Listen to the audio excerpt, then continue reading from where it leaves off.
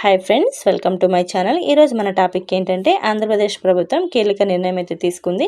పేదలకు ఇళ్ల స్థలాలను ఇవ్వాలని నిర్ణయించింది. 2029 నాటికి శాశ్వత గృహ నిర్మాణ వసతిని కల్పించే లక్ష్యంతో నిర్ణయం అయితే తీసుకుంది. పూర్తి వివరాలను అయితే తెలుసుకుందాం.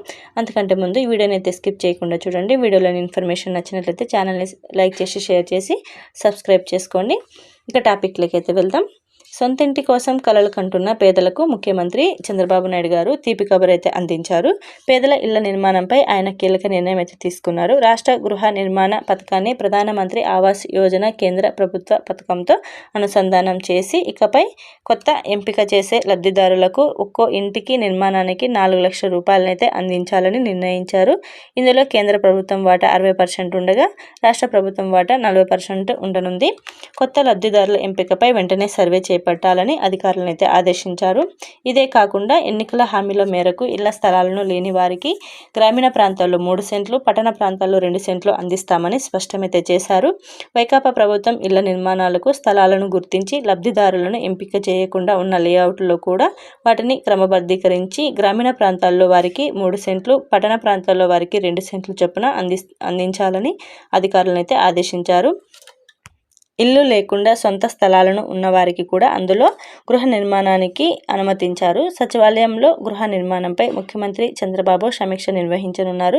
గత ప్రభుత్వం హయాంలో చేపట్టిన ఇళ్ల స్థలాలకు లబ్ధిదారులను ఎంపికపై రాష్ట్ర ప్రభుత్వం వద్ద ఉన్న వివరాలు ఆధారంగా మరోమారు తనిఖీ చేయాలని స్పష్టం చేశారు. ఇందులో పేదలకు నష్టం జరగకుండా అన్ని చర్యలు తీసుకోవాలని సూచించారు. ఆప్షన్ 3 కింద చేపట్టి ఇలా ఇల్లు నిర్మాణంలో ఉండే లోపాలను గుర్తించాలని తెలిపారు.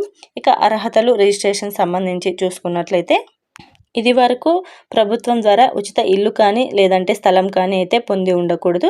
నిరుపేదలు, ఇల్లు లేని వారు, తెల్ల రేషన్ కార్డు కలిగి ఉన్నవారు, ఏపీలో లబ్ధిదారులకు సొంత ఇల్లు కానీ ఉంటే అనర్హులవుతారు. సొంత స్థలం ఉంటే అర్హులవుతారు. ఇల్లు కట్టుకోవడానికి డబ్బులైతే అందిస్తుంది.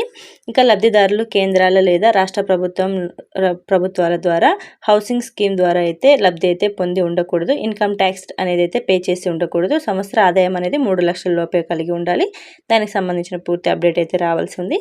గవర్నమెంట్ ఎంప్లాయీస్ అంటే కేంద్ర రాష్ట్ర ప్రభుత్వ ఉద్యోగాలు చేసేవారైతే అనర్హులవుతారు.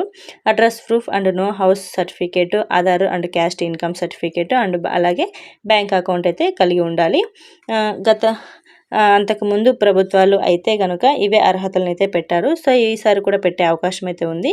ఇక అఫీషియల్ అప్డేట్ అయితే రావాల్సి ఉంది. ఇక రిజిస్ట్రేషన్ విషయం చూసుకున్నట్లయితే మనకు ఫ్రీ హౌసింగ్ స్కీమ్ పథకానికి సంబంధించిన విధి విధానాలు అయితే అర్హతలు అయితే విడుదల చేయాల్సి ఉందన్నమాట. అఫీషియల్గా అయితే సో ఇవన్నీ విడుదల చేసిన తర్వాత లబ్ధిదారులను గుర్తించి తర్వాత రిజిస్ట్రేషన్ ఎప్పుడు అనేది ప్రభుత్వం మనకు అఫీషియల్గా అప్డేట్ అయితే ఇస్తుంది. ఇది ఫ్రెండ్స్, ఈ వీడియోలోని ఇన్ఫర్మేషన్ మీకు నచ్చినట్లయితే ఛానల్ని సబ్స్క్రైబ్ చేసుకోండి. Thank you.